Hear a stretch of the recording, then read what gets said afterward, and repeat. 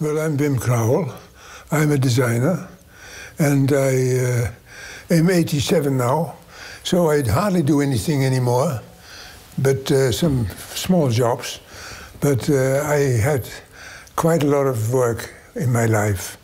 I started early 50s with my career, and I did a lot of teaching all the time, and in between we made an office, Total Design, in the 60s.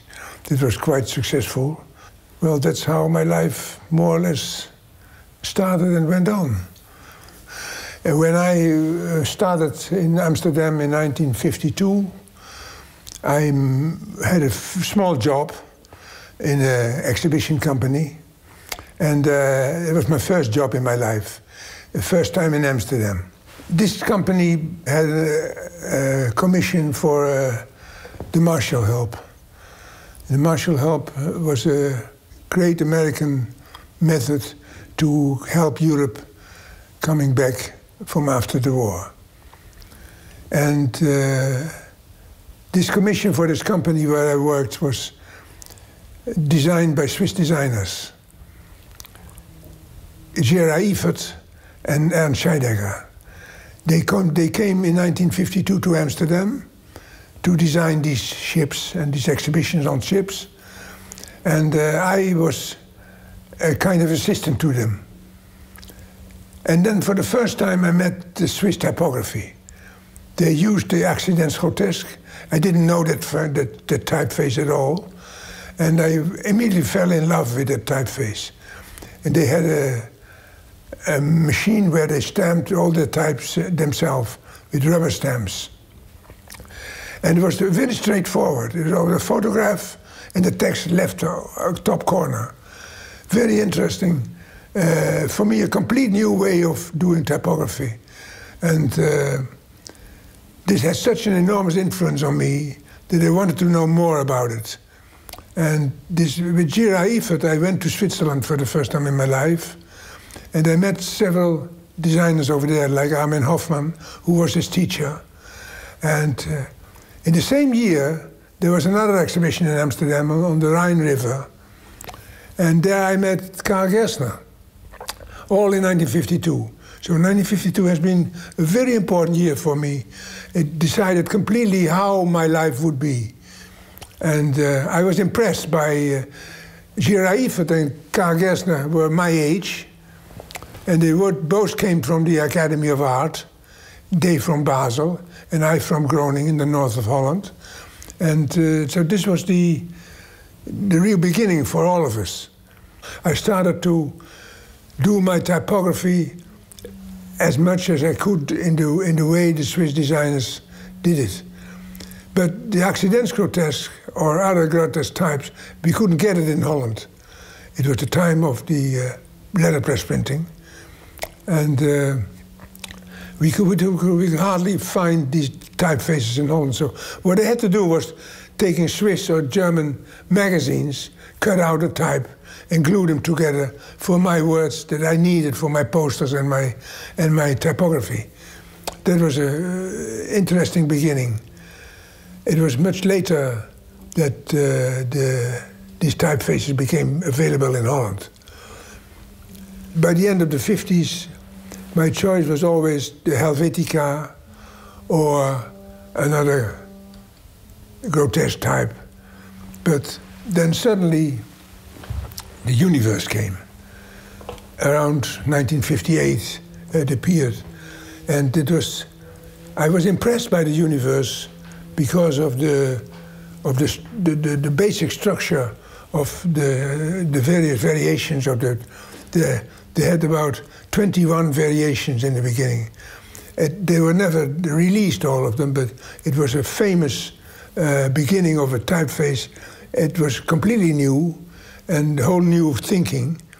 And I decided for the museum catalogs in Amsterdam, where I started in 1963, to use the universe all over. And I structured my things around grids, typographic grids that we learned from Müller-Blockmann. He is the famous man about typographic grids. I learned quite a lot from him. And so I was happy to work for 20 years for the museum with the universe and one grid.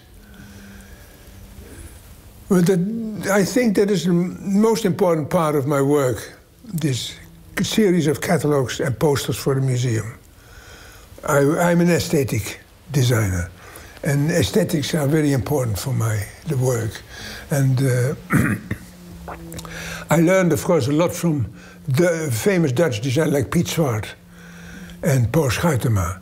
They were the constructivist designers. But to me, constructivism was too harsh, too much activity. And I wanted to do a more quiet work. But it's always trying to be functional, but at the same time very aesthetic. And it's always a fight between function and aesthetics with me. And that was the result is always the work that I do. The catalogs for the Van Abbe Museum and the posters for the Van Abbe Museum. It was searching. I was trying everything. I tried typefaces, the sans serif typefaces. I tried color. I tried straightforward. I tried more aesthetic things. I tried more dynamic things. It was a real search period. That was 1956 to 1963 at Van Abbe Museum. And it was only in Amsterdam, when I started to work for the Stedelijk Museum, that I became much more directed in one direction, with one way of doing. So, yes, it might look different from the Swiss design, but at the same time I learned a lot. Without Swiss design, I could never have done this work. I'm always afraid of the term style, because it's stylistic, and that's but it is a certain style, of course. It is. I think a message that should be explained on paper to other people should be as straightforward as possible, without coming in between my personal ideas and thinking. I am the one who is structuring the message, and not mixing it with my personal feelings on my personal political feelings, my personal feelings on humanity. We are all children of our time, and times are changing. So my ideas on typography are changing also. You're always searching for the next step and the next step. And but I still think that the basic ideas, the basic rules and lessons that I learned from the Swiss design are still valid today. Maybe the results should be a little different if 10 years ago or 20 years ago, but it's still very valid. And as I told you, that book that was published on this discussion, they asked me the same question. Is it still valid? And I absolutely agree. Although I myself, I changed through the time, I always can see exactly when I made my work. It is not timeless. Although you're always looking for timeless work, timelessness is something that is always in your head. You want to make some timeless work, but I can always see exactly from what period my work is. And there are certain ways of handling type, there are certain ways of using your grid that are different, they're changing all the time. It's always searching for new directions, new ways. So it's never a standstill, but the basic rules and regulations are more or less the same. It's very interesting to see what young designers today do, following the same principles, more or less, and what comes out. And it's completely different work, but I enjoy it very much. I love it. It's like, for instance, the experimental jet set. What they are doing is how they use capitals. We are living now in the period that all designers use capitals. And I hated caps. I did mainly typography with lowercase typography. But today it's all caps. But at the same time, it's very fresh. And I understand why they do it. Because it's the structure of the capital typeface that is interesting. And the way they... For instance, the typography for the Stedelijk Museum at the moment, from Mewes and van Deursen. In the beginning, I thought, oh Christ, what are they doing? But now I see how it develops. It's very interesting, and they are the teachers of the people of experimental jet set. They are the teachers, and they are quite influential. And I see the way they are searching for new directions. It's very interesting, and I love that work. I couldn't do it myself. I can't do that, but I still hate capitals. But I see why they do it. The director, Eddie de Wilde, who was a very good friend of mine, he always said, "You design the catalogs," but most of the curators like to design their own catalogs, and so they try to convince me to use their ideas in the catalogs. And I always had a fight with all the curators, because the curators always have the idea that, for instance, a catalog on a certain artist should express the work of the artist. I have always been against that.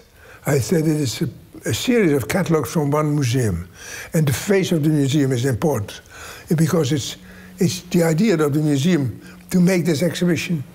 So the expression of the institute of the museum is very important, and therefore I always tried to convince these curators that we could use certain elements that could bring me onto an idea of the work of the artist. But first of all, it's the museum. The catalogue is from the museum. It is a magazine from the museum, more or less. Issues of a magazine. We had first narrow catalogues, the first year, 1.5 years, and then we decided to enlarge them with 1 unit of my grid, because the oblong illustrations were too small. And so if you see my catalogs, the beginning in 1963, 64, were the narrow size, and then after a year moved into a wider size.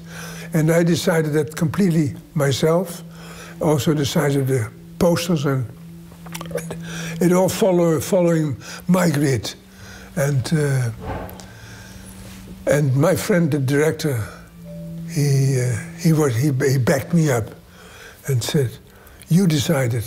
And so I was really happy to have a client who gave me this chance.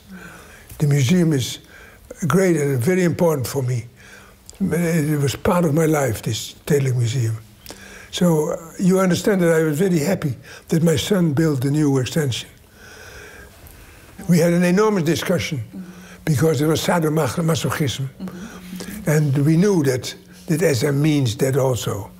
But even after all these discussions, we decided to go on and use it all the way. And it became very well known. In the later years, I used it much less.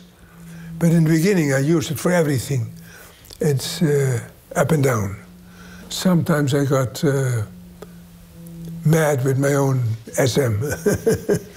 But I think it was very strong symbol. And that's why I had some problems with the Mewes and van Deursen beginning. They did the S of the Stedelijk Museum with the capital typefaces, Stedelijk Museum Amsterdam, in an S. And that reminds me of the S of Singer sewing machines. The S was done in the same way. And I thought, well, how could you do this, I thought. But since I see how they use it on the background. They never use it everywhere, only in the background. And then it's having its own life. And now I understand why they did it. But in the beginning, I was very much against it. I thought, this is impossible, an S with typefaces. And, but now I understand why they did it, and it works quite well, yes. Total Design had 3 teams, an industrial design team, Ben Bosch with his team, and Ben Wissing with his team, and there were 4 teams. And each had their own clients. And sometimes we joined 2 teams together. But the teams worked with their own clients. And in my team, the museum was a very important client. When we started Total Design, we went to England. Because we had the idea to start Total Design with friends, with colleagues, and we didn't know how to start. Because we saw that very important corporate identity programs went to England. For instance, KLM, the airliner, they gave Henryan the commission to do their corporate identity. And we asked Henryan, by our visit to London, why do you think they go to you instead to us? And they said, institutions like to talk to institutions because you are too small. You have to make an office so that the continuity of the work is guaranteed. And that was a wise lesson. And in the same year, when we visited London, Forbes, Fletcher & Gill started with their office. And they had the basic idea, 3 colleagues, but each with their own team, within Forbes, Fletcher & Gill, what later became Pentagram. And that model we took over. It was given us by Forbes, Fletcher & Gill. And so individual designers with their own clients forming together the group Total Design.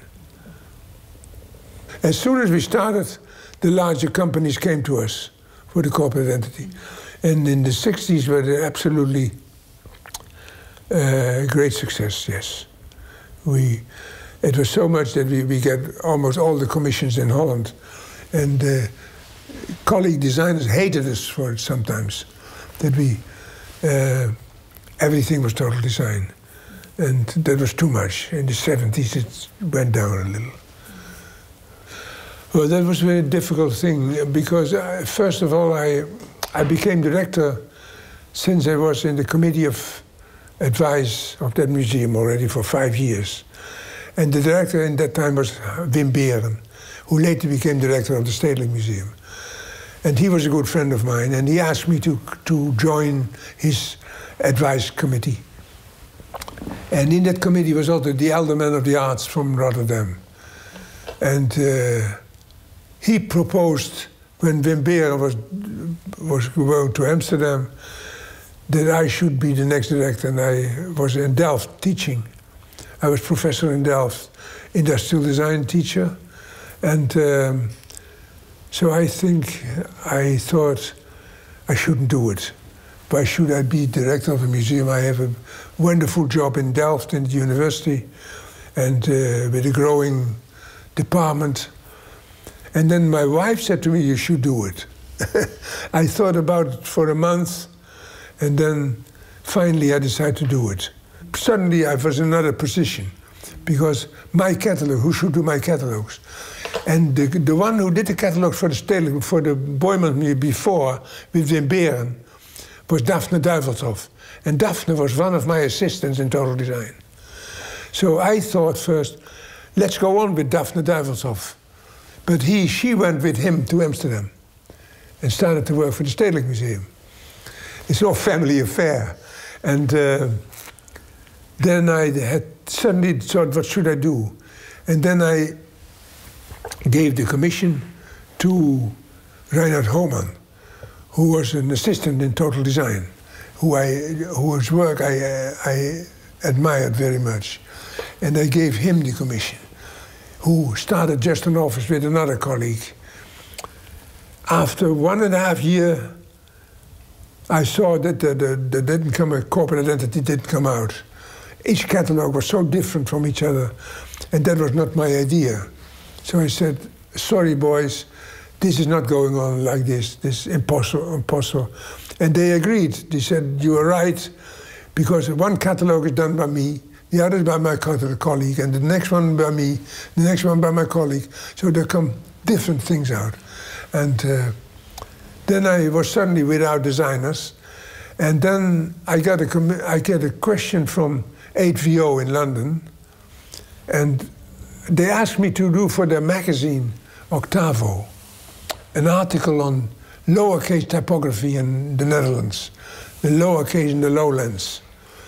I wrote that article, and they became friends with these boys. They had a fantastic magazine, Octavo. They were both pupils from the Basel School of Art. And I was so impressed by their work that I said, you should do my catalogs. So I did impossible working in London for my museum. So it was a lot of telephone direction and a lot of traveling up and down. It was an expensive job, but anyhow, I was very happy with it because I did it for almost 5 years, I think. They did all the catalogs and posters for me. Very personal things, very different from what I should do. And then there is one more question about it. Daphne Duivelshoff, when she did the Boijmans, she used the Futura as a typeface. And that became so well known with Boijmans and the Futura that I asked these boys in London to use the Futura. The only request I had, the catalog should have the same size, the posters should have the same size, and the Futura is the typeface, and that's all. And they can do whatever they like. And that was a great shock to them, because they were absolutely Unica lovers. The Neue Haas Unica, and so Helvetica boys. So in the beginning they had a lot of difficulties with it, but later on they became fantastic with the Futura. So I don't regret that I went on with the Futura. I love the Futura, it's a beautiful typeface. And they did wonderful work for me, beautiful catalogs, beautiful posters, fantastic period. Being the commissioner, suddenly. Difficult, because you always like to discuss with them. But it went well.